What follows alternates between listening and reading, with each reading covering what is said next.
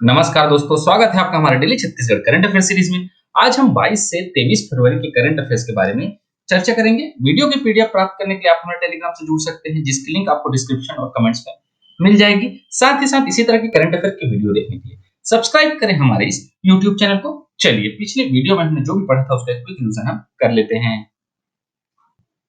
छत्तीसगढ़ के किस जिले का बड़े सट्टी गांव छत्तीसगढ़ का पहला नक्सल मुक्त गांव बना है? सुकमा जिले का। छत्तीसगढ़ राज्य के किन दो जिलों को प्रधानमंत्री फसल बीमा योजना के तहत बेस्ट परफॉर्मिंग जिला चुना गया है? महिला मानपुर और शक्ति को चुना गया है। छत्तीसगढ़ सरकार ने निम्न में से कहा राष्ट्रीय फैशन प्रौद्योगिकी संस्थान के लिए कैंपस की स्थापना को मंजूरी दी है? नवा रायपुर में दी है। छत्तीसगढ़ के जसपुर और कबीरधाम जिले के कितने विकास खंडों में छत्तीसगढ़ समावेशी आजीविका योजना का शुभारंभ हुआ है? 5 विकास खंडों में हुआ है। छत्तीसगढ़ के किस जिले के 4 खिलाड़ियों ने नेपाल में आयोजित अंतरराष्ट्रीय बॉडी बिल्डिंग एवं वेट लिफ्टिंग प्रतियोगिता में स्वर्ण पदक जीता है? कबीरधाम जिले के खिलाड़ियों ने जीता है। अखिल भारतीय पुलिस बैडमिंटन एवं टेबल टेनिस टूर्नामेंट में छत्तीसगढ़ ने कुल कितने पदक जीते हैं? तो कुल 11 पदक यहाँ पे छत्तीसगढ़ ने जीते हैं। ठीक है दोस्तों, पिछले वीडियो का क्विज क्वेश्चन था कि छत्तीसगढ़ में मुख्यमंत्री तीर्थ यात्रा योजना किस वर्ष शुरू की गई थी? तो वर्ष 2012 में मुख्यमंत्री तीर्थ यात्रा योजना जो है शुरू की गई थी, जिसको राज्य सरकार ने, मतलब पिछली सरकार जो कांग्रेस की सरकार थी, उन्होंने बंद कर दिया था। अब इस योजना को पुनः बीजेपी की सरकार के द्वारा या विष्णुदेव साय की सरकार के द्वारा शुरू किया जा रहा है, इसलिए यह योजना चर्चा में थी। ठीक है, चलिए ज्यादा समय व्यर्थ ना करते हुए आज के हमारे पहले प्रश्न की ओर चलते हैं। आज का हमारा पहला प्रश्न है, ई गवर्नेंस के तहत उत्कृष्ट कार्य के लिए निम्न में से किस जिले का चयन प्रधानमंत्री पुरस्कार हेतु किया गया है? 4 ऑप्शन यहाँ पे दिए गए हैं। इसका सही उत्तर है ऑप्शन सी, दंतेवाड़ा जिले का चयन जो है प्रधानमंत्री पुरस्कार हेतु या राष्ट्रीय पुरस्कार हेतु चयन किया गया है। ठीक है, चलिए डिटेल में पढ़ते हैं। ई गवर्नेंस को सशक्त बनाने और आम जन को त्वरित सेवा प्रदान करने की दिशा में दंतेवाड़ा जिले ने एक बड़ी उपलब्धि हासिल की है। दंतेवाड़ा जिले में अब लोगों को अपने भू अभिलेखों की प्रतियां कुछ ही मिनटों में उपलब्ध हो रही हैं। इस दिशा में जिले द्वारा 1920 से लेकर 1991 तक के सभी भू अभिलेखों का डिजिटलाइजेशन पूर्ण कर लिया गया है। ई गवर्नेंस के तहत इस उत्कृष्ट कार्य के लिए दंतेवाड़ा जिले का चयन प्रधानमंत्री पुरस्कार हेतु किया गया है। तो जो भी भू अभिलेख है, इनका डिजिटलाइजेशन पूर्ण करने के लिए ई गवर्नेंस के तहत किया गया है डिजिटलाइजेशन को। तो ई गवर्नेंस के इस उत्कृष्ट कार्य के लिए जो है ना, दंतेवाड़ा जिले का चयन प्रधानमंत्री पुरस्कार हेतु किया गया है। ठीक है दोस्तों, चलिए आगे बढ़ते हैं हमारे अगले प्रश्न की ओर। हमारा अगला प्रश्न है, निम्न में से किस जिले के ग्राम जान गांव में 110 एकड़ की केंद्रीय लघु वनोपज प्रसंस्करण इकाई स्थापित हो रही है? 4 ऑप्शन यहाँ पे दिए गए हैं। इसका सही उत्तर है ऑप्शन ए, दुर्ग में। छत्तीसगढ़ के वन मंत्री श्री केदार कश्यप ने दुर्ग जिले के पाटन विकास खंड अंतर्गत ग्राम जाम गांव में केंद्रीय प्रसंस्करण इकाई का अवलोकन कर अद्यतन कार्यों का जायजा लिया। लघु वनोपजों के प्रसंस्करण हेतु लगभग 23 करोड़ की लागत से 110 एकड़ क्षेत्र में विभिन्न प्रसंस्करण इकाई स्थापित किया जा रहा है। तो ध्यान रखिएगा दोस्तों, जो केंद्रीय प्रसंस्करण इकाई है, लघु वनोपज को प्रसंस्करण इकाई जो है, इसके लिए दुर्ग जिले के पाटन विकास खंड में ग्राम जाम गांव में यह केंद्रीय प्रसंस्करण इकाई स्थापित हो रही है। ठीक है, जिसकी लागत क्या है? 23 करोड़ रुपए की लागत है। 110 एकड़ के क्षेत्र में इसको स्थापित किया जा रहा है। ठीक है, चलिए आगे बढ़ते हमारे अगले प्रश्न की ओर।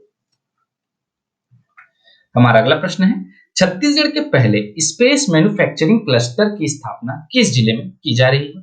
4 ऑप्शन यहाँ पे दिए गए हैं। इसका सही उत्तर है ऑप्शन सी, राजनांदगांव जिले में छत्तीसगढ़ के पहले स्पेस मैन्युफैक्चरिंग क्लस्टर एसएमसी की स्थापना की जा रही है। ठीक है, चलिए डिटेल में पढ़ते हैं।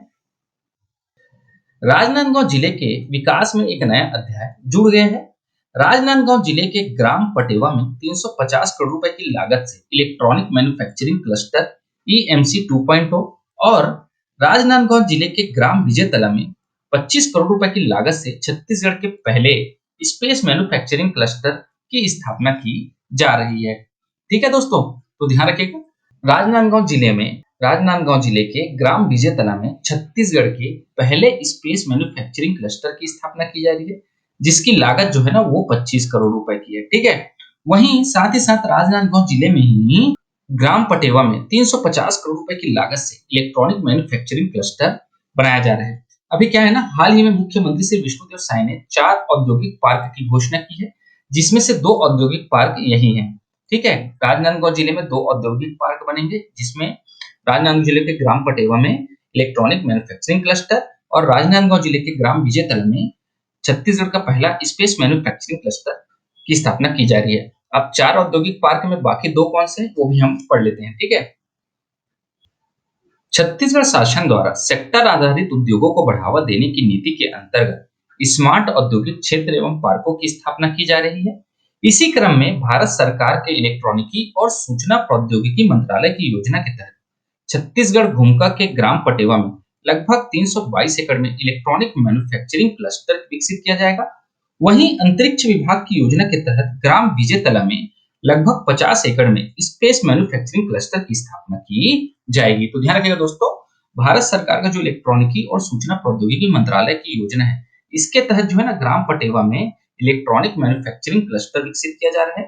ठीक है, और अंतरिक्ष विभाग की जो योजना है, इसके तहत राजनांदगांव जिले के ग्राम विजेतला में छत्तीसगढ़ के पहला स्पेस मैन्युफैक्चरिंग क्लस्टर की स्थापना की जा रही है। क्लियर है?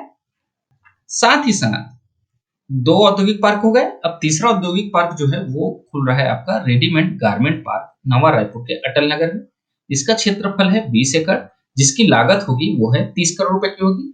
और चौथा औद्योगिक पार्क जो है वो है फर्नीचर क्लस्टर, ये भी नवा रायपुर के अटल नगर में खुलेगा।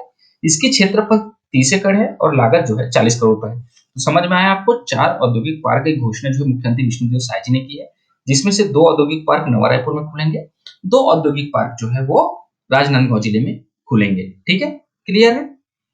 आगे बढ़े फिर हमारे अगले प्रश्न की ओर चलते हैं। हमारा अगला प्रश्न है, छत्तीसगढ़ खादी तथा ग्रामोद्योग बोर्ड के नवनियुक्त अध्यक्ष निम्न में से किसने पदभार ग्रहण किया है?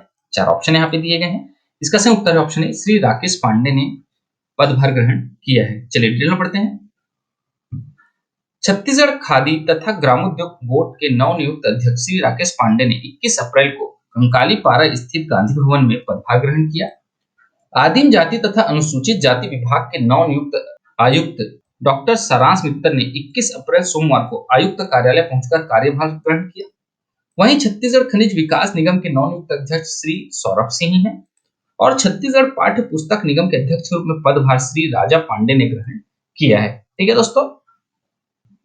दोस्तों आज के लिए आपका प्रश्न है कि छत्तीसगढ़ में लखपति दीदी योजना का शुभारंभ कब हुआ है? 4 ऑप्शन यहाँ पे दिए गए हैं। इसका सही उत्तर आप हमें हमारे कमेंट बॉक्स में जरूर बताएं।